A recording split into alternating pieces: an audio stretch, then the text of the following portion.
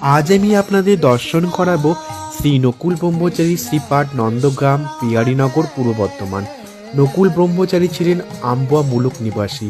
নকুল হৃদয়ে শ্রী শ্রী মহাপ্রভুর আবেশ স্বীকৃত হয়, হাসে কান্দে নাচে গায় উন্মত্ত হইয়া। শ্রী নকুল ব্রহ্মচারী দেখিতে বড়ই সুপুরুষ ছিলেন, তদুপরি প্রেমধনে ধনী হইয়া তিনি জীব উদ্ধার করিতে লাগিলেন। তাহার মধ্যে মহাপ্রভুর আবেশের প্রচার হইলে শ্রী শিবানন্দ সেন পরীক্ষা করিবার জন্য সেখানে গেলেন। শ্রী শিবানন্দ ভাবিলেন, আমার ইষ্টমন্ত্র যাহা তাহা আমি ভিন্ন আর কেহ জানেন না। শ্রী নকুল যদি তাহা আমাকে বলিয়া দিতে পারেন তবেই জানিব নকুলের শরীরে মহাপ্রভুর সত্যই আবেশ। নকুলের দর্শন ও কৃপালাভের জন্য দেশ বিদেশ হইতে লোক সমাগম হইতেছে, খুবই জনতা। শ্রী শিবানন্দ কাহাকে কিছু না জানাইয়া জনতার মধ্যে লুকাইয়া রহিলেন। ঠিক সেই সময় শ্রী নকুল ব্রহ্মচারী কহে, শিবানন্দ আছে দূরে, জন দুই চারি যা বোলাও তাহারে। শ্রী নকুলের লোক